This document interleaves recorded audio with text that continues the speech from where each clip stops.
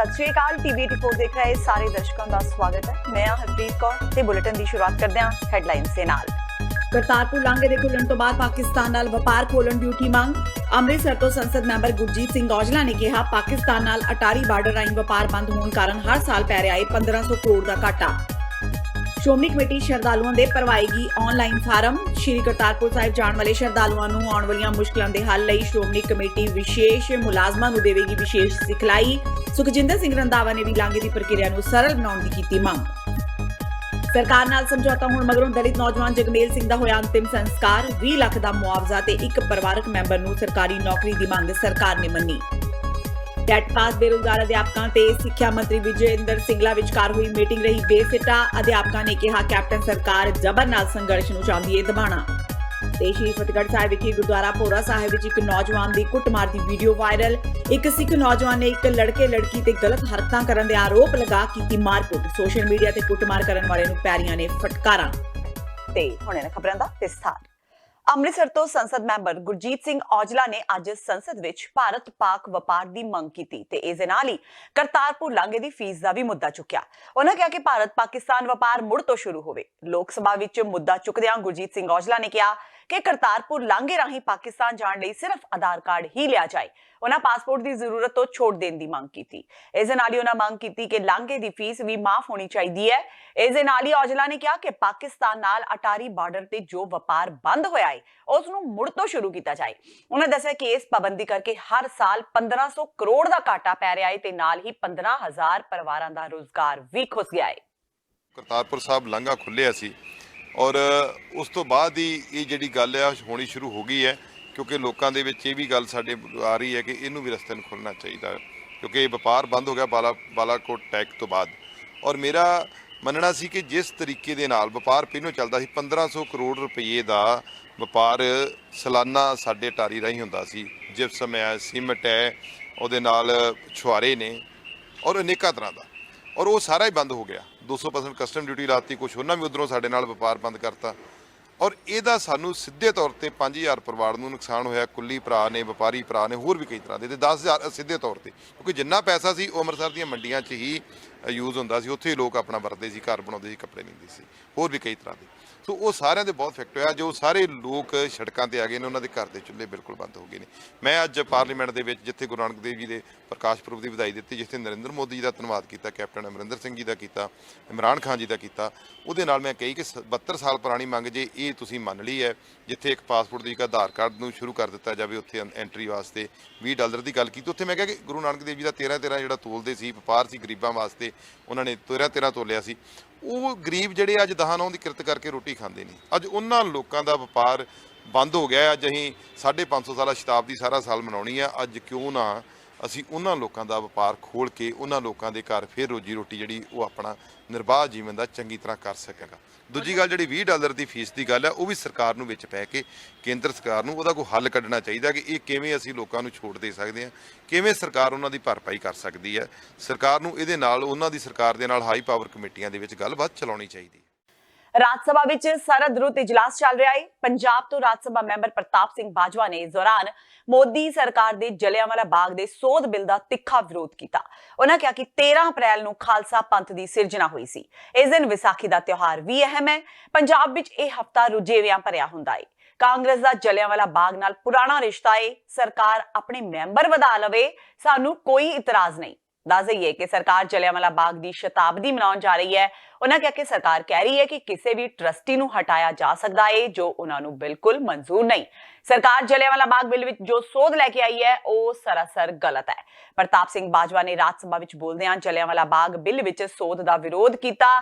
राज सभा के मार्शल की वर्दी बदलन ते भी बाजवा ने गल की। उन्होंने कहा कि वर्दी बदली गई है, होर भी कई चीज़ां बदलन की लोड़ है।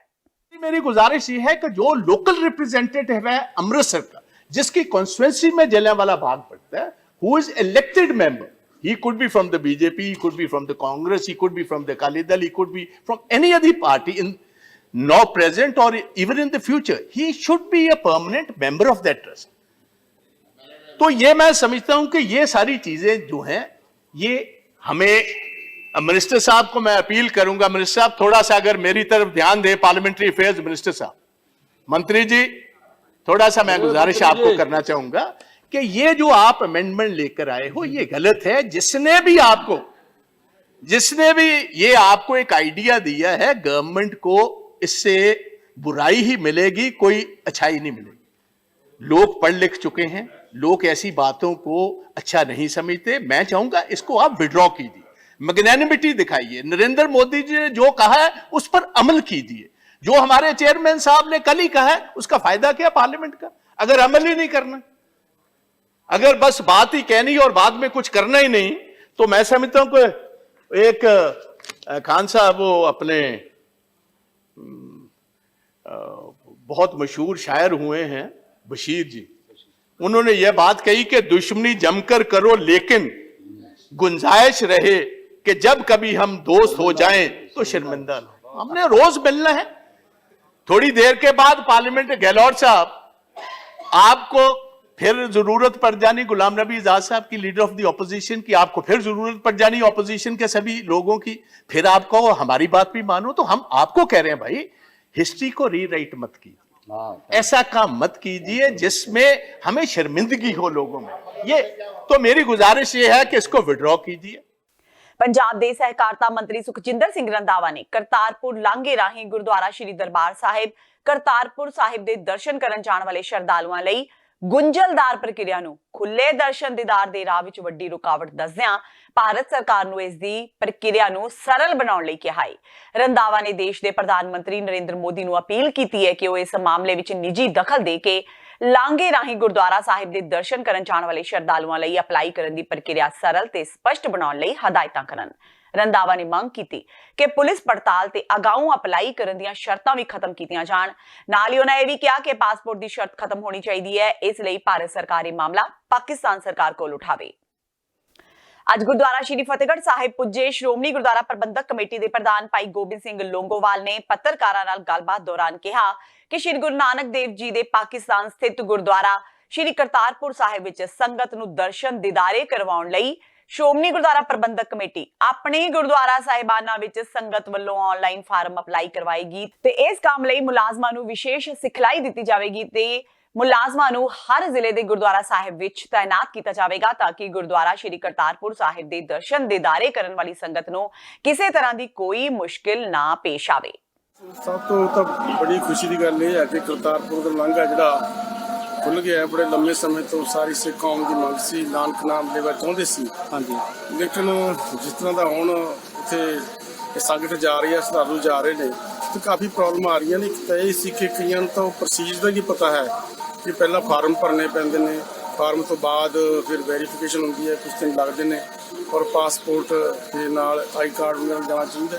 ਸੋ ਇਹਨੂੰ ਬੜਾ ਇਸ ਤਰ੍ਹਾਂ ਦਾ ਜਿਹੜਾ ਹੈ ਪ੍ਰੋਸੀਜਰ ਬਣਾਇਆ। ਮੈਂ ਇਹ ਵੀ ਸਰਕਾਰ ਨੂੰ ਬੇਨਤੀ ਕਰਾਂਗਾ ਵੀ ਇਹਨੂੰ ਬਹੁਤ ਹੀ ਸਿੰਪਲ ਅਤੇ ਸੁਖਾਲਾ ਚਾਹੀਦਾ ਹੈ ਤਾਂ ਕਿ ਬੰਦੇ ਸਿੱਧੇ ਉੱਥੇ ਜਾ ਸਕਣ।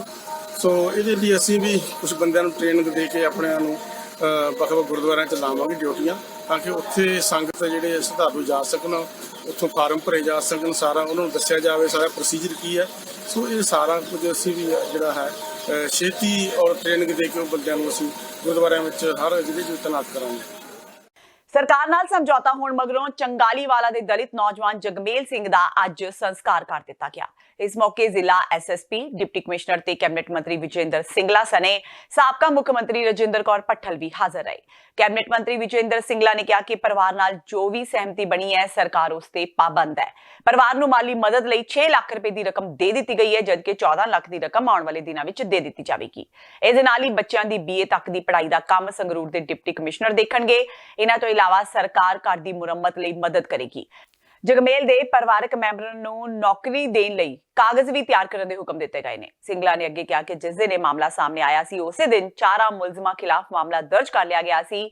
ਯਾਦ ਰਹੇ ਕਿ ਸੰਗਰੂਰ ਜ਼ਿਲ੍ਹੇ ਵਿੱਚ ਦਲਿਤ ਨੌਜਵਾਨ ਜਗਮੇਲ ਸਿੰਘ ਨਾਲ ਬਹਿਸਬਾਜ਼ੀ ਤੋਂ ਬਾਅਦ 4 ਨੌਜਵਾਨਾਂ ਵੱਲੋਂ ਉਸ ਨੂੰ 3 ਘੰਟੇ ਬੰਨ ਕੇ ਬੇਰਹਿਮੀ ਨਾਲ ਕੁੱਟਣ ਦਾ ਮਾਮਲਾ ਸਾਹਮਣੇ ਆਇਆ ਸੀ। ਇਸ ਤੋਂ ਬਾਅਦ ਜਗਮੇਲ ਦੀ ਚੰਡੀਗੜ੍ਹ PGI ਵਿੱਚ ਮੌਤ ਹੋਣ ਤੋਂ ਬਾਅਦ ਮ੍ਰਿਤਕ ਦੇ ਪਰਿਵਾਰ ਨੇ PGI ਬਾਹਰ ਕਾਫੀ ਹੰਗਾਮਾ ਕੀਤਾ ਸੀ। ਇਸ ਦੌਰਾਨ ਮ੍ਰਿਤਕ ਦੇ ਪਰਿਵਾਰ ਨੇ ਸਰਕਾਰ ਤੋਂ ਮੁਆਵਜ਼ੇ ਦੇ ਨਾਲ ਪਰਿਵਾਰਕ ਮੈਂਬਰ ਨੂੰ ਸਰਕਾਰੀ ਨੌਕਰੀ ਦੇਣ ਦੀ ਵੀ ਮੰਗ ਰੱਖੀ ਸੀ। ਜੋ ਕਮੇਟੀ ਦੇ ਕੱਲ ਬੈਠ ਕੇ ਫੈਸਲਾ ਕੀਤਾ ਸੀ ਉਸ ਨੂੰ ਪ੍ਰਵਾਨ ਕੀਤਾ ਗਿਆ ਹੈ। 6 ਲੱਖ ਰੁਪਏ ਦਾ ਮੁਆਵਜ਼ੇ ਦਾ ਚੈੱਕ ਅਸੀਂ ਪਰਿਵਾਰ ਨੂੰ ਅੱਜ ਦਿੱਤਾ ਹੈ ਔਰ ਬਾਕੀ ਜਿਹੜਾ 14 ਲੱਖ ਰੁਪਇਆ ਹੋਰ ਦੇਣਾ ਹੈ, ਉਹ ਭੋਗ ਵਾਲੇ ਦਿਨ ਸਰਕਾਰ ਵੱਲੋਂ ਦਿੱਤਾ ਜਾਊਗਾ ਚੀਫ ਸੀਐਮ ਸਾਹਿਬ ਦੇ ਰਿਲੀਫ ਫੰਡ ਚੋਂ, ਬਿਕੋਜ਼ ਸਾਰੀ ਜਿਹੜੀ ਇਹ ਪ੍ਰਵਾਨਗੀ ਹੈ ਮਾਨਯੋਗ ਮੁੱਖ ਮੰਤਰੀ ਪੰਜਾਬ ਉਹਨਾਂ ਦੀ ਸਹਿਮਤੀ ਨਾਲ ਤੇ ਉਹਨਾਂ ਦੇ ਦਿਸ਼ਾ ਨਿਰਦੇਸ਼ ਅਨੁਸਾਰ ਹੋਈ ਹੈ। ਪਰਿਵਾਰ ਨੂੰ ਨੌਕਰੀ ਦੇਣ ਦਾ ਵਾਅਦਾ ਹੈ, ਉਹਨਾਂ ਦੀ ਐਪਲੀਕੇਸ਼ਨ ਲੈਤੀ ਹੈ, ਕਿਹੜੀ ਜਗ੍ਹਾ ਦੇ ਉੱਪਰ ਹੋਣੀ ਹੈ ਇਸ ਨੂੰ ਅਸੀਂ ਸਾਈਡ ਬਾਈ ਸਾਈਡ ਕਰਕੇ, ਕਿਉਂਕਿ that has to go to cabinet, ਤੇ ਬੱਚਿਆਂ ਦੀ ਦੋਨਾਂ ਦੀ ਪੜ੍ਹਾਈ ਅਪ ਟੂ BA ਲੈਵਲ ਜਾਂ ਜੋ ਘਰ ਠੀਕ ਹੋਣਾ ਹੈ ਉਸ ਵਾਸਤੇ ਤਜਵੀਜ਼ DC ਸਾਹਿਬ ਨੇ ਆਲਰੇਡੀ ਪਰਿਵਾਰ ਤੋਂ ਲਿੱਤੀ ਹੈ ਤੇ ਉਸ ਦਾ ਅਸੀਂ ਇਮੀਡੀਏਟਲੀ ਕੰਮ ਸ਼ੁਰੂ ਕਰਾ ਦਾਂਗੇ। ਸੋ ਇਸ ਕਰਕੇ ਜੋ ਸਰਕਾਰ ਦਾ ਸਹਿਮਤੀ ਪਰਿਵਾਰ ਨਾਲ ਕੱਲ੍ਹ ਬਣੀ ਸੀ ਉਸ ਦੇ ਉੱਪਰ ਸਰਕਾਰ ਪੂਰਾ ਪਾਬੰਦ ਹੈ। ਅੱਜ ਮੈਂ ਤੇ ਸਾਡੇ ਸਤਿਕਾਰਯੋਗ ਸਾਬਕਾ ਮੁੱਖ ਮੰਤਰੀ ਪੰਜਾਬ ਬੀਬੀ ਭੱਠਲ ਜੀ ਤੇ DC ਸਾਹਿਬ ਤੇ SSP ਸਾਹਿਬ ਤੇ ਸਾਡੇ ਜ਼ਿਲ੍ਹੇ ਦੇ ਪ੍ਰਧਾਨ, ਅਸੀਂ ਸਾਰੇ ਉਰੇ ਇਸ ਪਰਿਵਾਰ ਦੇ ਨਾਲ ਇਸ ਦੁੱਖ ਦੀ ਘੜੀ ਵਿੱਚ ਅੱਜ ਸੰਸਕਾਰ ਹੋ ਰਿਹਾ ਉਸ ਦੇ ਵਿੱਚ ਸ਼ਮੂਲੀਅਤ ਕਰਨ ਵਾਸਤੇ ਅਸੀਂ ਸਾਰੇ ਹਾਜ਼ਰ ਹੋਏ। ਉਧਰ ਅਕਾਲੀ ਆਗੂ ਪ੍ਰੋਫੈਸਰ ਪ੍ਰੇਮ ਸਿੰਘ ਚੰਦੂਮਾਜਰਾ ਨੇ ਕੈਪਟਨ ਅਮਰਿੰਦਰ ਸਿੰਘ ਤੇ ਤਿੱਖੇ ਹਮਲੇ ਕੀਤੇ। ਕੈਪਟਨ ਅਮਰਿੰਦਰ ਸਿੰਘ ਵੱਲੋਂ ਇਸ ਮਾਮਲੇ ਤੇ ਸਿਆਸਤ ਨਾ ਕਰਨ ਦੀ ਕਹੀ ਗਈ ਗੱਲ ਦਾ ਜਵਾਬ ਦਿੰਦਿਆਂ ਚੰਦੂਮਾਜਰਾ ਨੇ ਕਿਹਾ ਕਿ ਸਰਕਾਰ ਦੂਜੀਆਂ ਪਾਰਟੀਆਂ ਨੂੰ ਮੌਕਾ ਹੀ ਕਿਉਂ ਦਿੰਦੀ ਹੈ, ਜੇਕਰ ਉਹ ਪਹਿਲਾਂ ਹੀ ਪੰਜਾਬ ਦੇ ਹਾਲਾਤ ਸੁਧਾਰ ਦੇਵੇ ਤਾਂ ਉਹਨਾਂ ਨੂੰ ਮੌਕਾ ਹੀ ਨਹੀਂ ਮਿਲਦਾ। ਚੰਦੂਮਾਜਰਾ ਨੇ ਕਿਹਾ ਕਿ ਪੰਜਾਬ ਵਿੱਚ ਇਸ ਸਮੇਂ ਸਿਵਲ ਵਾਰ ਦੀ ਸਥਿਤੀ ਬਣੀ ਹੋਈ ਹੈ ਤੇ ਸਰਕਾਰ ਦਾ ਖੌਫ ਕਿਸੇ ਵਿੱਚ ਵੀ ਨਹੀਂ ਨਜ਼ਰ ਆ ਰਿਹਾ। ਉਹਨਾਂ ਕਿਹਾ ਕਿ ਜੇਕਰ ਸਰਕਾਰ ਨੇ ਪੀੜਤ ਪਰਿਵਾਰ ਨੂੰ 20 ਲੱਖ ਰੁਪਏ ਦੀ ਇੱਕ ਸਰਕਾਰੀ ਨੌਕਰੀ ਦੇਣੀ ਸੀ ਤਾਂ ਇਹ ਪਹਿਲਾਂ ਹੀ ਕਿਉਂ ਨਹੀਂ ਦੇ ਦਿੱਤੀ ਗਈ। ਉਹਨਾਂ ਕਿਹਾ ਕਿ ਕਿਉਂ ਉਸ ਦੀ ਬਜ਼ੁਰਗ ਮਾਂ ਸਮੇਤ ਪੂਰੇ ਪਰਿਵਾਰ ਨੂੰ 3 ਦਿਨ ਧਰਨਾ ਪ੍ਰਦਰਸ਼ਨ ਕਰਨ ਲਈ ਉੱਥੇ ਬੈਠਣਾ ਪਿਆ। ਉਹਨਾਂ ਕਿਹਾ ਕਿ ਜੇਕਰ ਸਰਕਾਰ ਪਹਿਲਾਂ ਹੀ ਕੁਝ ਐਲਾਨ ਕਰ ਦਿੰਦੀ ਤਾਂ ਪਰਿਵਾਰ ਨੂੰ ਧਰਨੇ ਤੇ ਨਾ ਬੈਠਣਾ ਪੈਂਦਾ। ਵੈਸੇ ਕਿਸੇ ਬੰਦੇ ਦੀ ਜਿਹੜੀ ਕੀਮਤ ਆ ਉਹ ਨਾ 20 ਲੱਖ ਹੁੰਦੀ ਹੈ ਨਾ 50 ਲੱਖ ਹੁੰਦੀ ਹੈ। ਬੰਦਾ ਦੀ ਕੀਮਤ ਮਤਲਬ ਪਾਈ ਨਹੀਂ ਜਾ ਸਕਦੀ, ਪਰ ਪਰਿਵਾਰ ਨੂੰ ਧਰਵਾ ਦਿਵਾਉਣ ਲਈ, ਸਹਾਰਾ ਦਿਵਾਉਣ ਲਈ ਐਸੀ ਸਥਿਤੀ ਦੇ ਵਿੱਚ ਸਰਕਾਰਾਂ ਵੱਲੋਂ ਜੋ ਮਦਦ ਹੁੰਦੀ ਆ ਉਹ ਪਰਿਵਾਰ ਦੀ ਤਸੱਲੀ ਤੇ ਹੀ ਹੁੰਦੀ ਆ। ਤੇ ਮੈਂ ਸਮਝਦਾ ਜੇ ਪਰਿਵਾਰ ਦੀ ਤਸੱਲੀ ਆ ਤਾਂ ਸਾਨੂੰ ਕੋਈ ਇਤਰਾਜ਼ ਨਹੀਂ। ਪਰ ਇੱਕ ਗੱਲ ਮੈਂ ਜ਼ਰੂਰ ਕਹਿਣਾ ਚਾਹਾਂਗਾ, ਜਿਵੇਂ ਕਹਿੰਦੇ ਦੁੱਧ ਦਿੱਤਾ ਮਿੰਗਣਾ ਪਾ ਕੇ 3 ਦਿਨ ਇੱਕ ਪੀੜਤ ਪਰਿਵਾਰ ਦੀ ਬੁੱਢੀ ਮਾਂ ਨੂੰ ਸੜਕ ਤੇ ਬੈਠਣਾ ਪਿਆ, ਛੋਟੇ ਬੱਚਿਆਂ ਨੂੰ ਸੜਕ ਤੇ ਰੁਲਣਾ ਪਿਆ। ਤੇ ਜੇ ਆਹੀ ਫੈਸਲਾ ਕਰਨਾ ਸੀ ਤਾਂ 3 ਦਿਨ ਪਹਿਲਾਂ ਵੀ ਹੋ ਸਕਦਾ ਸੀ। ਤੇ ਅੱਗੇ ਨੂੰ ਇਸ ਕਿਸਮ ਦੀਆਂ ਕਾਰਵਾਈਆਂ ਨਾ ਹੋਣ, ਇਹਦੇ ਲਈ ਵੀ ਮਤਲਬ ਸਰਕਾਰ ਨੂੰ ਜ਼ਰੂਰ ਕੋਈ ਪਾਲਿਸੀ ਬਣਾਉਣੀ ਚਾਹੀਦੀ। ਕੈਪਟਨ ਅਮਰਿੰਦਰ ਸਿੰਘ ਕਹਿੰਦਾ ਇਸ ਮਾਮਲੇ ਦੇ ਉੱਪਰ, ਸੰਗਰੂਰ ਮਾਮਲੇ ਉੱਪਰ ਵਿਰੋਧੀ ਪਾਰਟੀਆਂ ਵੱਲੋਂ ਸਿਆਸਤ ਕੀਤੀ ਜਾ ਰਹੀ ਹੈ। ਕੈਪਟਨ ਅਮਰਿੰਦਰ ਸਿੰਘ ਹੋਰਾਂ ਨੂੰ ਮੈਂ ਕਹਿਣਾ ਚਾਹੁੰਦਾ ਵੀ ਉਹ ਸਿਆਸੀ ਪਾਰਟੀਆਂ ਨੂੰ ਸਿਆਸਤ ਕਰਨ ਦਾ ਮੌਕਾ ਹੀ ਨਾ ਦੇਣ। ਜੇ ਕੈਪਟਨ ਅਮਰਿੰਦਰ ਸਿੰਘ ਸਮੇਂ ਸਿਰ ਜਾਂ ਉਹਨਾਂ ਦੀ ਸਰਕਾਰ ਸਮੇਂ ਸਿਰ ਇਹ ਚੰਗਾਲੀ ਵਾਲੇ ਕੇਸ ਦੇ ਵਿੱਚ ਇਨਸਾਫ ਦਿੰਦੀ ਤਾਂ ਮੇਰਾ ਖਿਆਲ ਹੈ ਨਾ ਕਿਸੇ ਨੂੰ ਧਰਨੇ ਤੇ ਬੈਠਣਾ ਪੈਂਦਾ, ਨਾ ਕਿਸੇ ਨੂੰ ਡੈਪੂਟੇਸ਼ਨ ਲੈ ਕੇ ਜਾਣਾ ਪੈਂਦਾ। ਜੇ ਸਰਕਾਰ ਨੇ ਨਗਹਿਲੀ ਵਰਤੀ, ਲਾਪਰਵਾਹੀ ਵਰਤੀ, ਸਮੇਂ ਸਿਰ ਇਨਸਾਫ ਨਹੀਂ ਦਿੱਤਾ ਤਾਂ ਸ਼੍ਰੋਮਣੀ ਅਕਾਲੀ ਦਲ ਵਰਗੀ ਪਾਰਟੀ ਨੂੰ ਵੀ ਪਰਿਵਾਰ ਵਿੱਚ ਜਾਣਾ ਪਿਆ, ਪਿੰਡ ਜਾਣਾ ਪਿਆ, ਉਹਨਾਂ ਦੇ ਦੁੱਖ ਦਰਦ ਦੇ ਵਿੱਚ ਖੜਨਾ ਪਿਆ ਤੇ ਕਹਿਣਾ ਪਿਆ ਵੀ ਅਸੀਂ ਸਾਰੀ ਕਾਨੂੰਨੀ ਮਦਦ ਜਿਹੜਾ ਅਕਾਲੀ ਦਲ ਕਰੇਗਾ ਤੇ ਤਾਂ ਸਰਕਾਰ ਹੋਸ਼ 'ਚ ਆਈ ਆ। ਤੇ ਜੇ ਪਹਿਲਾਂ ਹੀ ਆ ਜਾਂਦੀ ਤਾਂ ਸਾਨੂੰ ਤਾਂ ਕੋਈ ਇਤਰਾਜ਼ ਨਹੀਂ ਸੀ। ਤੇ ਹੁਣ ਵੇਲਾ ਹੋ ਗਿਆ ਬ੍ਰੇਕ ਦਾ। ਬਾਕੀ ਦੀਆਂ ਖਬਰਾਂ ਇਸ ਬ੍ਰੇਕ ਤੋਂ ਬਾਅਦ।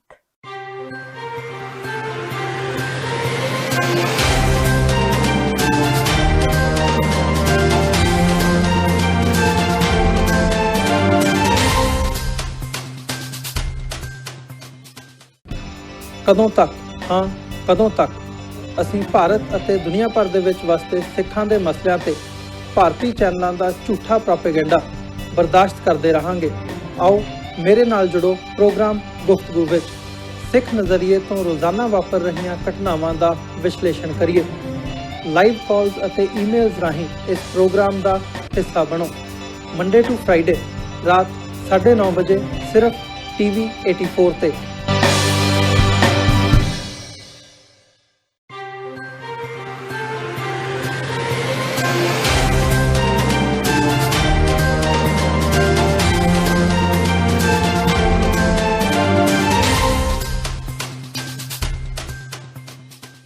ਬ੍ਰੇਕ ਤੋਂ ਬਾਅਦ TV 84 ਦੇ ਖਬਰਾਂ ਦੇ ਬੁਲੇਟਿਨ ਵਿੱਚ ਸਵਾਗਤ ਹੈ। ਵਧਦਿਆਂ ਅਗਲੀ ਖਬਰ ਵੱਲ।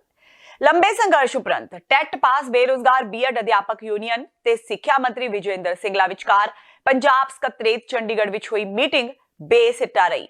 ਸਿੱਖਿਆ ਮੰਤਰੀ ਨੇ ਫਿਲਹਾਲ ਅਧਿਆਪਕ ਭਰਤੀ ਲਈ ਲਾਗੂ ਕੀਤੇ ਜਾ ਰਹੇ 55% ਵਾਲੇ ਨਿਯਮ ਨੂੰ ਵਾਪਸ ਲੈਣ ਤੋਂ ਟਾਲਾ ਵੱਟ ਲਿਆ ਹੈ। ਮੀਟਿੰਗ ਉਪਰੰਤ ਪੱਤਰਕਾਰਾਂ ਨਾਲ ਗੱਲਬਾਤ ਕਰਦਿਆਂ ਅਧਿਆਪਕ ਆਗੂਆਂ ਨੇ ਐਲਾਨ ਕੀਤਾ ਕਿ 17 ਨਵੰਬਰ ਨੂੰ ਹੋਏ ਫੈਸਲੇ ਅਨੁਸਾਰ ਹੁਣ ਮੁੜ 24 ਨਵੰਬਰ ਨੂੰ ਲਾਮਿਸਾਲ ਇਕੱਠ ਨਾਲ ਸਿੱਖਿਆ ਮੰਤਰੀ ਦੀ ਕੋਠੀ ਵੱਲ ਮਾਰਚ ਕੀਤਾ ਜਾਵੇਗਾ। ਯੂਨੀਅਨ ਆਗੂਆਂ ਨੇ ਕਿਹਾ ਕਿ 17 ਨਵੰਬਰ ਨੂੰ ਬੇਰੁਜ਼ਗਾਰ B.Ed ਅਧਿਆਪਕਾਂ ਦੇ ਸਿੱਖਿਆ ਮੰਤਰੀ ਦੀ ਕੋਠੀ ਵਿਖੇ ਕੀਤੇ ਰੋਸ ਪ੍ਰਦਰਸ਼ਨ ਦੌਰਾਨ ਪਾਣੀ ਦੀਆਂ ਵਾਛੜਾਂ ਤੇ ਲਾਠੀਚਾਰਜ ਰਾਹੀਂ ਬੇਰੁਜ਼ਗਾਰ ਬੀਐਡ ਅਧਿਆਪਕਾਂ ਨੂੰ ਖਦੇੜਿਆ ਗਿਆ ਸੀ। ਲਾਠੀਚਾਰਜ ਤੋਂ ਬਾਅਦ ਹੁਣ ਮੀਟਿੰਗ ਦੌਰਾਨ ਮੰਗਾਂ ਦਾ ਹੱਲ ਨਾ ਹੋਣਾ ਸਾਬਿਤ ਕਰਦਾ ਹੈ ਕਿ ਪੰਜਾਬ ਸਰਕਾਰ ਜ਼ਬਰ ਨਾਲ ਸੰਘਰਸ਼ ਨੂੰ ਦਬਾਉਣਾ ਚਾਹੁੰਦੀ ਹੈ। ਪਿਛਲੇ 2 ਦਿਨ ਪਹਿਲੇ ਸੰਗਰੂਰ ਸ਼ਹਿਰ ਦੇ ਵਿੱਚ ਸਿੱਖਿਆ ਮੰਤਰੀ ਵਿਜੇਂਦਰ ਸਿੰਗਲਾ ਦੀ ਕੋਠੀ ਮੂਹਰੇ ਇੱਥੋਂ ਦੀ ਸਰਕਾਰ ਨੇ, ਇੱਥੋਂ ਦੇ ਪੁਲਿਸ ਪ੍ਰਸ਼ਾਸਨ ਨੇ ਬਹੁਤ ਭਿਆਨਕ ਲਾਠੀਚਾਰਜ ਕੀਤਾ ਸੀ। ਉਪਰੰਤ ਅੱਜ ਜਿਹੜੀ 19 ਤਰੀਕ ਦੀ ਮੀਟਿੰਗ ਸਿੱਖਿਆ ਮੰਤਰੀ ਨਾਲ ਪੈਨਲ ਮੀਟਿੰਗ ਐਜੂਕੇਸ਼ਨ ਸੈਕਟਰ ਦੇ ਨਾਲ ਸਾਡੇ ਨਾਲ ਤੈਅ ਹੋਈ ਸੀ। ਜਿਹੜੀ ਮੀਟਿੰਗ ਤੋਂ ਵਿੱਚੋਂ ਅਸੀਂ ਬਾਹਰ ਆਏ ਹਾਂ। ਅਸੀਂ ਜਿਹੜੀਆਂ ਸਾਡੀਆਂ ਪਿਛਲੀਆਂ ਡਿਮਾਂਡਸ ਨੇ, ਜਿਹਦੇ ਵਿੱਚ 55% ਦੀ ਜਿਹੜੀ ਨੀਤੀ ਹੈ ਉਹ ਵਾਪਸ ਲੈਤੀ ਜਾਵੇ, ਨਵੀਂ ਭਰਤੀ ਦਾ ਇਸ਼ਤਿਹਾਰ ਜਿਹੜਾ ਜਾਰੀ ਕੀਤਾ ਜਾਵੇ, ਏਜ ਰਿਲੈਕਸੇਸ਼ਨ ਦਿੱਤੀ ਜਾਵੇ, 42 ਤੇ 47 ਸਾਲ ਕੀਤੀ ਜਾਵੇ। ਜਿਹੜੇ ਅਧਿਆਪਕ ਨੌਕਰੀ 58 ਸਾਲ ਦੀ ਕਰਨ ਬਾਅਦ ਵੀ ਨੌਕਰੀਆਂ ਕਰ ਰਹੇ ਨੇ, ਉਹਨਾਂ ਨੂੰ ਰਿਲੀਵ ਕੀਤਾ ਜਾਵੇ, ਰਿਟਾਇਰ ਕੀਤਾ ਜਾਵੇ। ਇਹਨਾਂ ਮੰਗਾਂ ਤੇ ਗੱਲਬਾਤ ਹੋਈ ਹੈ। ਕੁਝ ਕੁ ਮੰਤਰੀ ਸਾਹਿਬ ਵੱਲੋਂ ਭਰੋਸਾ ਆਇਆ, ਪਰੰਤੂ ਅਜੇ ਤੱਕ ਕੋਈ ਅਨਾਉਂਸਮੈਂਟ ਨਹੀਂ। ਜਿਹੜੀ ਕੱਲ੍ਹ ਦੀ ਡੇਟ ਹੈ 20 ਤਰੀਕ ਉਹ ਲਾਸਟ ਹੈ। ਜਿਹੜੀਆਂ ਬੈਕਲਾਗ ਦੀਆਂ 12-13 ਪੋਸਟਾਂ ਆਈਆਂ ਸੀਗੀਆਂ ਹੈਂਡੀਕੈਪ ਵਾਸਤੇ, ਜਿਹੜੀਆਂ 35-82 ਦਾ ਬੈਕਲਾਗ ਹੈ। ਪਹਿਲਾਂ 35-82 ਦੀ ਭਰਤੀ ਹੋਈ ਸੀ, ਪਰੰਤੂ ਜੂਨ 2018 ਦੇ ਵਿੱਚ ਜਿਹੜਾ ਨਵਾਂ ਐਕਟ ਬਣਿਆ ਉਹਦੇ ਮੁਤਾਬਕ ਗ੍ਰੈਜੂਏਸ਼ਨ ਦੇ ਵਿੱਚੋਂ 55% ਨੰਬਰ ਲਾਜ਼ਮੀ ਹੈ। ਜਦੋਂ ਕਿ ਅਸੀਂ ਇਸ ਦਾ ਵਿਰੋਧ ਕਰਦੇ ਆ ਰਹੇ ਹਾਂ ਕਿ ਜਿਹੜੇ ਵਿਦਿਆਰਥੀਆਂ ਨੇ ਬੀਐਡ ਕਰ ਲਈ ਹੈ, ਜਿਹੜੀ ਵੀ ਯੋਗਤਾ ਦੇ ਆਧਾਰ ਤੇ ਕਰ ਲਈ ਮੌਕੇ ਤੇ, ਜਿਹੜੇ ਨਿਯਮ ਸੀ ਉਹਨਾਂ ਮੌਕਿਆਂ ਦੇ ਵਿੱਚ ਅੱਜ ਵੀ ਉਸੇ ਨਿਯਮਾਂ ਦੇ ਮੁਤਾਬਕ ਹੀ ਬੀਐਡ ਕਰਵਾਈ ਜਾ ਰਹੀ ਹੈ। ਜਦ ਜਿਹੜੇ ਵਿਦਿਆਰਥੀ ਪਾਸ ਆਊਟ ਨੇ, ਨਵੇਂ ਦਾਖਲੇ 55% ਨਾਲ ਕੀਤੇ ਜਾ ਸਕਦੇ, ਪਰੰਤੂ ਜਿਹੜੇ ਪਹਿਲਾਂ ਪਾਸ ਆਊਟ ਨੇ ਉਹਨਾਂ ਨੂੰ ਸਾਰਿਆਂ ਨੂੰ ਮੌਕਾ ਦਿੱਤਾ ਜਾਣਾ ਚਾਹੀਦਾ। ਦੁਨੀਆ ਦੀ ਮੰਨੀ ਪਰਮੰਨੀ ਆਈਟੀ ਕੰਪਨੀ ਗੂਗਲ ਨੇ ਪੰਜਾਬ ਦੇ ਮੁੱਖ ਮੰਤਰੀ ਕੈਪਟਨ ਅਮਰਿੰਦਰ ਸਿੰਘ ਦੀ ਮੰਗ ਨੂੰ ਮੰਨਦਿਆਂ ਆਪਣੇ ਗੂਗਲ ਪਲੇ ਸਟੋਰ ਤੋਂ ਮੋਬਾਈਲ ਐਪਲੀਕੇਸ਼ਨ 2020 ਸਿੱਖ ਰੈਫਰੈਂਡਮ ਨੂੰ ਤੁਰੰਤ ਪ੍ਰਭਾਵ ਨਾਲ ਹਟਾ ਦਿੱਤਾ ਹੈ। ਹੁਣ ਇਹ ਐਪ ਭਾਰਤ ਵਿੱਚ ਮੋਬਾਈਲ ਉਪਭੋਗਤਾਵਾਂ ਲਈ ਗੂਗਲ ਪਲੇ ਸਟੋਰ ਤੇ ਉਪਲਬਧ ਨਹੀਂ ਹੈ। ਮੁੱਖ ਮੰਤਰੀ ਨੇ ਇਸ ਸੰਬੰਧ ਵਿੱਚ ਕੇਂਦਰ ਸਰਕਾਰ ਨੂੰ ਵੀ ਗੂਗਲ ਤੇ ਦਬਾਅ ਬਣਾਉਣ ਦੀ ਅਪੀਲ ਕੀਤੀ ਸੀ ਤੇ ਇਸ ਤੋਂ ਇਲਾਵਾ ਉਹਨਾਂ ਨੇ ਆਈਸਟੈਕ ਵੱਲੋਂ ਬਣਾਈ ਗਈ ਐਪ ਨੂੰ ਲਾਂਚ ਕਰਨ ਨਾਲ ਪੈਦਾ ਹੋਣ ਵਾਲੇ ਖਤਰੇ ਨਾਲ ਨਜਿੱਠਣ ਲਈ ਸੂਬੇ ਦੇ ਡੀਜੀਪੀ ਨੂੰ ਵੀ ਕੇਂਦਰੀ ਸੁਰੱਖਿਆ ਏਜੰਸੀਆਂ ਨਾਲ ਤਾਲਮੇਲ ਕਰਨ ਵਾਸਤੇ ਕਿਹਾ ਸੀ। ਸ਼੍ਰੀ ਫਤਿਹਗੜ੍ਹ ਸਾਹਿਬ ਦੇ ਗੁਰਦੁਆਰਾ ਸ਼੍ਰੀ ਭੋਰਾ ਸਾਹਿਬ ਦੀ ਹਦੂਦ ਅੰਦਰ ਇੱਕ ਲੜਕੇ ਦੀ ਇੱਕ ਸਿੱਖ ਨੌਜਵਾਨ ਵੱਲੋਂ ਕੁੱਟਮਾਰ ਕਰਨ ਦਾ ਮਾਮਲਾ ਸਾਹਮਣੇ ਆਇਆ ਹੈ। ਇਸ ਘਟਨਾ ਦੀ ਸੋਸ਼ਲ ਮੀਡੀਆ ਤੇ ਵੀਡੀਓ ਵੀ ਵਾਇਰਲ ਹੋਈ ਹੈ। ਦਰਅਸਲ ਗੁਰਦੁਆਰਾ ਭੋਰਾ ਸਾਹਿਬ ਅੰਦਰ ਇੱਕ ਕੁੜੀ ਮੁੰਡਾ ਬੈਠ ਕੇ ਪਾਠ ਸੁਣ ਰਹੇ ਨੇ ਕਿ ਇੱਕ ਸਿੱਖ ਨੌਜਵਾਨ ਉੱਥੇ ਆਇਆ ਤੇ ਮੁੰਡੇ ਨੂੰ ਬਾਹਰ ਲੈ ਗਿਆ ਤੇ ਇਹ ਆਖ ਕੇ ਉਸ ਦੀ ਕੁੱਟਮਾਰ ਕਰਦਾ ਹੈ ਕਿ ਉਹ ਗੁਰਦੁਆਰਾ ਸਾਹਿਬ ਦੀ ਮਰਿਆਦਾ ਭੰਗ ਕਰ ਰਹੇ ਨੇ। ਇਸ ਸੰਬੰਧੀ ਜਦੋਂ ਗੁਰਦੁਆਰਾ ਸਾਹਿਬ ਦੇ ਮੈਨੇਜਰ ਨੱਥਾ ਸਿੰਘ ਨਾਲ ਗੱਲਬਾਤ ਕੀਤੀ ਗਈ ਤਾਂ ਉਹਨਾਂ ਦਾ ਕਹਿਣਾ ਸੀ ਕਿ ਗੁਰਦੁਆਰਾ ਸਾਹਿਬ ਦੀ ਹਦੂਦ ਅੰਦਰ ਵਾਪਰੀ ਇਹ ਘਟਨਾ ਨਿੰਦਣਯੋਗ ਹੈ। ਉਹਨਾਂ ਕਿਹਾ ਕਿ ਕਿਸੇ ਨੂੰ ਵੀ ਇਸ ਤਰ੍ਹਾਂ ਕਿਸੇ ਦੀ ਕੁੱਟਮਾਰ ਕਰਨ ਦੀ ਇਜਾਜ਼ਤ ਨਹੀਂ ਦਿੱਤੀ ਜਾ ਸਕਦੀ। ਉਹਨਾਂ ਕਿਹਾ ਕਿ ਚਾਹੀਦਾ ਇਹ ਸੀ ਕਿ ਜੇ ਉਕਤ ਕੁੜੀ ਮੁੰਡਾ ਕੋਈ ਗਲਤ ਹਰਕਤ ਕਰ ਰਹੇ ਸਨ ਤਾਂ ਉਹਨਾਂ ਨੂੰ ਉੱਥੇ ਸੇਵਾਦਾਰਾਂ ਨੂੰ ਜਾਂ ਫਿਰ ਗ੍ਰੰਥੀ ਸਿੰਘਾਂ ਨੂੰ ਇਸ ਬਾਰੇ ਜਾਣੂ ਕਰਵਾਉਣਾ ਚਾਹੀਦਾ ਸੀ। ਇਸ ਤਰ੍ਹਾਂ ਕੁੱਟਮਾਰ ਕਰਨਾ ਤੇ ਵੀਡੀਓ ਵਾਇਰਲ ਕਰਕੇ ਕਿਸੇ ਦੀ ਜ਼ਿੰਦਗੀ ਖਰਾਬ ਕਰਨਾ ਸਰਾਸਰ ਗਲਤ ਹੈ। ਜਸਪ੍ਰੀਤ ਸਿੰਘ ਜੀ, ਤੁਹਾਡਾ ਬੇਟਾ, ਇਹਦੀ ਅੰਗੇਜਮੈਂਟ ਕਿਉਂ ਨਹੀਂ ਕਰਵਾ ਰਹੇ ਤੁਸੀਂ? ਇਹਦੀ ਅੰਗੇਜਮੈਂਟ ਕਿਉਂ ਨਹੀਂ ਕਰਵਾ ਰਹੇ ਜੀ? ਕਰਵਾ ਦੀ ਅੰਗੇਜਮੈਂਟ, ਇਹਦੀ ਕਰਵਾਉਣੀ ਆ। ਮੈਂ ਕਿਹਾ ਅੰਗੇਜਮੈਂਟ ਕਰਵਾ ਦੀ, ਇਹਦੀ ਮੰਗਣੀ ਹੈ ਜੀ। ਕੋਈ ਨਹੀਂ ਹਲੇ ਹੋਈ ਨਹੀਂ, ਕੋਲੇ ਖੜਾ ਜੀ, ਫਰੈਂਡ ਬੋਲਦਾ ਦਾ। ਹੋਈ ਨਹੀਂ, ਕਰਵਾਈ ਨਹੀਂ ਹਲੇ, ਕਰੋ ਜਾਣੀ ਕਿ ਹੋਈ ਨਹੀਂ ਹਲੇ ਅੰਗੇਜਮੈਂਟ। ਚਲੋ ਠੀਕ ਹੈ ਜੀ, ਫਿਰ ਇੱਧਰ ਵੀ ਗੱਲ ਚੱਲਦੀ ਹੈ, ਕਰ ਲਈ ਦੂਜੀ ਹੱਥ ਚੱਕੇਗਾ ਨਹੀਂ ਆਏ ਤੇ ਛੋਟੇ ਜਿਹੇ ਉੱਥੇ ਆਸ਼ਕੀ ਮਾਰੇਗਾ ਬਹਿ ਕੇ। ਮੈਂ ਤਾਂ ਉਹਦੀ ਵੀਡੀਓ ਹੀ ਦੇਖੀ ਆ, ਪਰ ਜੋ ਉਹਨਾਂ ਨੇ ਕੀਤਾ ਉਹ ਗਲਤ ਕੀਤਾ। ਜੇ ਉਹਨਾਂ ਨੂੰ ਕੋਈ ਬੱਚੇ ਗਲਤ ਬੈਠੇ ਸੀ, ਉਹਨਾਂ ਨੂੰ ਸਾਡੇ ਸੇਵਾਦਾਰਾਂ ਨੂੰ, ਸਾਡੇ ਗ੍ਰੰਥੀ ਸਿੰਘ ਨੂੰ ਕਹਿਣਾ ਚਾਹੀਦਾ ਸੀ। ਇਹਨਾਂ ਨੇ ਇੱਦਾਂ ਕਰਕੇ ਗੁਰਦੁਆਰੇ ਦੇ ਸਾਹਿਬਾਂ ਦੇ ਅੰਦਰ ਹੁੱਲੜਬਾਜੀ ਕਰਨੀ, ਇਹ ਕੋਈ ਵਧੀਆ ਗੱਲ ਨਹੀਂ। ਗੁਰਦੁਆਰਾ ਸਾਹਿਬ ਦੇ ਪ੍ਰਬੰਧ ਦੇ ਵਿੱਚ ਇਹ ਦਖਲ ਆ। ਜੇ ਕੋਈ ਇੱਦਾਂ ਦੀ ਸ਼ਿਕਾਇਤ ਆ, ਜੋ ਕੋਈ ਬੱਚੇ ਗਲਤ ਬੈਠੇ ਉਹਨਾਂ ਨੂੰ ਸਮਝਾਇਆ ਜਾ ਸਕਦਾ। ਇੱਦਾਂ ਉਹਨਾਂ ਨਾਲ ਗਲਤ ਕੁੱਟਮਾਰ ਕਰਨੀ, ਕਿਸੇ ਦੀ ਜ਼ਿੰਦਗੀ ਬਰਬਾਦ ਕਰਨੀ, ਇਹ ਤਾਂ ਕੋਈ ਅਧਿਕਾਰ ਨਹੀਂ ਕਿਸੇ ਨੂੰ ਹੈਗਾ। ਬਟਾਲਾ ਵਿੱਚ ਅਕਾਲੀ ਦਲ ਦੇ ਸਾਬਕਾ ਸਰਪੰਚ ਦਾ ਕਾਂਗਸੀ ਆਗੂਆਂ ਵੱਲੋਂ ਗੋਲੀਆਂ ਚਲਾ ਕੇ ਕਤਲ ਕਰ ਦਿੱਤਾ ਗਿਆ। ਵਾਰਦਾਤ ਮਗਰੋਂ ਮੁਲਜ਼ਮ ਫਰਾਰ ਹੋ ਗਏ। ਪੁਲਿਸ ਮਾਮਲੇ ਦੀ ਜਾਂਚ ਕਰ ਰਹੀ ਹੈ, ਪਰ ਫਿਲਹਾਲ ਕਤਲ ਦੇ ਕਾਰਨਾਂ ਦਾ ਪਤਾ ਨਹੀਂ ਚੱਲ ਸਕਿਆ। ਬੀਤੀ ਰਾਤ ਅਕਾਲੀ ਦਲ ਦੇ ਸਾਬਕਾ ਸਰਪੰਚ ਦਲਬੀਰ ਸਿੰਘ ਨੂੰ ਪਿੰਡ ਦੇ ਲੋਕਾਂ ਵੱਲੋਂ ਗੋਲੀ ਮਾਰ ਕੇ ਕਤਲ ਕਰ ਦਿੱਤਾ ਗਿਆ ਸੀ। ਸਰਪੰਚ ਨੂੰ ਜ਼ਖਮੀ ਹਾਲਤ ਵਿੱਚ ਪ੍ਰਾਈਵੇਟ ਹਸਪਤਾਲ ਭੇਜਿਆ ਗਿਆ, ਜਿੱਥੇ ਉਸ ਦੀ ਮੌਤ ਹੋ ਗਈ। 15-16 ਭਾਜੀ ਗੋਲੀਆਂ ਮਾਰੀਆਂ ਇਹਨਾਂ ਨੇ, 15-16 ਗੋਲੀਆਂ ਮਾਰੀਆਂ ਨੇ, ਠੀਕ ਹੈ। ਫਿਰ ਦਾਤਰ ਮਾਰੇ ਇਹਨਾਂ ਨੇ ਪਿੱਛੇ, ਉਹ ਵੀ ਪਿੱਠ ਦੇ ਪਿੱਛੇ, ਜਾਂ ਤੇ ਭਾਜੀ ਸਿੱਧਾ ਆਉਂਦੇ ਫੇਰ ਹੀ ਹੈ ਨਾ। ਤੇ ਬਾਕੀ ਅਸੀਂ ਇਹ ਚਾਹੁੰਦੇ ਹੁਣ ਵੀ ਪੁਲਿਸ ਪ੍ਰਸ਼ਾਸਨ ਕੋਲ ਅਸੀਂ ਜੋ ਇਹ ਗੁੰਡਾਗਰਦੀ ਹੋ ਰਹੀ ਆ ਇਹ ਸਰਕਾਰ ਦੇ ਵਿੱਚ, ਬਹੁਤ ਗੁੰਡਾਗਰਦੀ ਹੋ ਰਹੀ ਹੈ ਸਰ। ਇੱਥੇ ਕੋਈ ਅੰਤਿਮ ਦਿਨ ਦਿਹਾੜੇ ਗੋਲੀਆਂ ਵੇਖੋ ਬੰਦੇ ਨੂੰ, ਅਜੇ ਕੋਈ 7-8 ਦਾ ਕੋਈ ਟਾਈਮ ਨਹੀਂ, ਕੋਈ ਜ਼ਿਆਦਾ ਹੁੰਦਾ, ਦਿਨ ਦਿਹਾੜਾ ਹੀ ਹੁੰਦਾ, ਗੋਲੀਆਂ ਮਾਰ ਕੇ 15-16 ਗੋਲੀਆਂ ਬੰਦੇ ਨੂੰ ਮਾਰ ਦੇਣੀਆਂ ਐਵੇਂ ਹੀ ਕਿ ਬਿਨਾਂ ਗੱਲ ਤੋਂ ਹੀ। ਤੇ ਇਹ ਇਨਸਾਫ ਚਾਹੀਦਾ ਸਾਰਾ ਨੂੰ, ਅਸੀਂ ਮੰਗ ਕਰਦੇ ਹਾਂ। ਹਾਸਰਸ ਕਲਾਕਾਰ ਜਸਵਿੰਦਰ ਭੱਲਾ ਲਈ ਅੱਜ ਦਾ ਦਿਨ ਗਮਗੀਨ ਰਿਹਾ। ਉਹਨਾਂ ਦੇ 35 ਸਾਲਾ ਸਾਲੇ ਅਲੋਕਦੀਪ ਸਿੰਘ ਨੇ ਫਾਹਾ ਲੈ ਲਿਆ ਤੇ ਖੁਦਕੁਸ਼ੀ ਕਰ ਲਈ। ਅਲੋਕਦੀਪ ਨੇ ਖੁਦਕੁਸ਼ੀ ਲਈ 3 ਲੋਕਾਂ ਨੂੰ ਜ਼ਿੰਮੇਵਾਰ ਦੱਸਿਆ, ਜਿਨ੍ਹਾਂ ਨਾਲ ਕਿ ਪੈਸਿਆਂ ਦਾ ਲੈਣ ਦੇਣ ਸੀ। ਮੌਕੇ ਤੇ ਪਹੁੰਚੀ ਪੁਲਿਸ ਨੇ ਧਾਰਾ 306 ਤਹਿਤ 3 ਲੋਕਾਂ ਤੇ ਮਾਮਲਾ ਦਰਜ ਕਰ ਲਿਆ ਹੈ। ਪੁਲਿਸ ਨੇ ਦੱਸਿਆ ਹੈ ਕਿ ਅਲੋਕ ਦਾ 50 ਲੱਖ ਰੁਪਏ ਦਾ ਕੁਝ ਲੋਕਾਂ ਨਾਲ ਲੈਣ ਦੇਣ ਸੀ ਤੇ ਪੈਸੇ ਨਾ ਦੇਣ ਕਾਰਨ ਉਸਨੇ ਖੁਦਕੁਸ਼ੀ ਕਰਨ ਦਾ ਫੈਸਲਾ ਕੀਤਾ। ਪੁਲਿਸ ਅਧਿਕਾਰੀਆਂ ਮੁਤਾਬਕ ਮ੍ਰਿਤਕ ਦੀ ਪਤਨੀ ਮਨਪ੍ਰੀਤ ਦੇ ਬਿਆਨਾਂ ਦੇ ਆਧਾਰ ਤੇ 306 ਧਾਰਾ ਦੇ ਤਹਿਤ ਕਰਨ ਸਿੰਘ, ਹਰਿੰਦਰ ਸਿੰਘ ਤੇ ਤ੍ਰਿਭਵਨ ਦੇ ਖਿਲਾਫ ਮਾਮਲਾ ਦਰਜ ਕਰ ਜਾਂਚ ਆਰੰਭ ਦਿੱਤੀ ਹੈ। ਸਾਨੂੰ ਮੈਸੇਜ ਹੈ ਕਿ ਸੁਸਾਈਡ ਕਰ ਲਿਆ ਅਲੋਕ ਸਿੰਘ ਨਾਮ ਦੇ ਲੜਕੇ ਨੇ। ਅਸੀਂ ਮੌਕੇ ਤੇ ਜਦੋਂ ਪਹੁੰਚੇ ਤਾਂ ਬੋਡੀ ਪਹਿਲਾਂ ਹੀ ਹਸਪੀਟਲ ਸ਼ਿਫਟ ਕਰ ਦਿੱਤੀ, ਦੀਪ ਹਸਪੀਟਲ। ਤੇ ਉਹਨਾਂ ਦੀ ਵਾਈਫ ਦੇ ਬਿਆਨ ਤੇ ਮਨਪ੍ਰੀਤ ਕੌਰ ਨੇ ਜੋ ਗਵਰਨਮੈਂਟ ਗਰਲ ਕਾਲਜ ਵਿੱਚ ਲੈਕਚਰਰ ਨੇ, ਉਹਨਾਂ ਦੇ ਬਿਆਨ ਤੇ ਅਸੀਂ 306 ਦਾ ਪਰਚਾ ਜੋ ਉਹਨਾਂ ਨੇ ਲਿਖਾਇਆ। ਸਰ ਕੋਈ ਸੁਸਾਈਡ ਨੋਟ ਵੀ ਮਿਲਿਆ ਜੀ? ਸੁਸਾਈਡ ਨੋਟ ਮਿਲਿਆ ਸਰ। ਤੇ ਸੁਣਨ ਚ ਆਇਆ ਨਹੀਂ, ਸੁਸਾਈਡ ਨੋਟ ਸਰ ਉਹ ਪਾਰਟ ਆਫ ਇਨਵੈਸਟੀਗੇਸ਼ਨ ਹੈ, ਉਹ ਅਸੀਂ ਹਲੇ ਡਿਸਕਲੋਜ਼ ਨਹੀਂ ਕਰ ਸਕਦੇ ਤੁਹਾਨੂੰ। ਤੇ ਉਹਨਾਂ ਦੀ ਵਾਈਫ ਦੇ ਬਿਆਨ ਤੇ ਅਸੀਂ ਕਾਰਵਾਈ ਕਰਤੀ ਸਰ। 306 ਦਾ ਪਰਚਾ ਦੇ ਰਹੇ ਹਾਂ 3 ਬੰਦੇ ਦੇ ਖਿਲਾਫ ਸਰ। ਸਰ ਇੱਕ ਕਰਨ ਸਿੰਘ ਨੇ ਕੋਈ, ਔਰ ਹਰਿੰਦਰ ਸਿੰਘ, ਤ੍ਰਿਭੁਵਨ, 3 ਬੰਦਿਆਂ ਦੇ। ਉਹ ਵਾਈਫ ਅੱਗੇ ਕਦੇ ਜ਼ਿਕਰ ਕਰਦਾ ਸੀ ਵੀ ਮੈਂ ਪੈਸੇ ਲੈਣੇ ਉਹਨਾਂ ਤੋਂ, ਮੈਨੂੰ ਪੈਸੇ ਨਹੀਂ ਦੇ ਰਹੇ। ਬਠਿੰਡਾ ਦੇ ਇੱਕ ਸਕੂਲ ਵਿੱਚ ਵਿਦਿਆਰਥੀਆਂ ਦੇ 2 ਗੁੱਟਾਂ ਵਿੱਚ ਝਗੜੇ ਤੋਂ ਬਾਅਦ ਮੌਕੇ ਤੇ ਪੁੱਜੀ ਪੁਲਿਸ ਨੇ ਕੁਝ ਵਿਦਿਆਰਥੀਆਂ ਨੂੰ ਭਜਾ ਕੇ ਕੁੱਟਿਆ। ਇਸ ਦੀ ਵੀਡੀਓ ਵੀ ਸਾਹਮਣੇ ਆਈ ਹੈ। ਵੀਡੀਓ ਵਿੱਚ ਸਾਫ਼ ਦਿਖਾਈ ਦੇ ਰਿਹਾ ਹੈ ਕਿ ਇੱਕ ਮੋਟਰਸਾਈਕਲ ਉੱਤੇ 3 ਵਿਦਿਆਰਥੀ ਭੱਜਣ ਦੀ ਕੋਸ਼ਿਸ਼ ਕਰ ਰਹੇ ਨੇ, ਜਿਨ੍ਹਾਂ ਨੂੰ ਕੁਝ ਪੁਲਿਸ ਵਾਲੇ ਪਿੱਛਾ ਕਰਕੇ ਫੜ ਲੈਂਦੇ ਨੇ। ਇਸ ਤੋਂ ਬਾਅਦ ਇਹਨਾਂ ਵਿਦਿਆਰਥੀਆਂ ਦਾ ਖੂਬ ਕੁਟਾਪਾ ਚਾੜਿਆ ਜਾਂਦਾ ਹੈ। ਇਸ ਦੀ ਵੀਡੀਓ ਸੋਸ਼ਲ ਮੀਡੀਆ ਤੇ ਖੂਬ ਵਾਇਰਲ ਹੋ ਰਹੀ ਹੈ।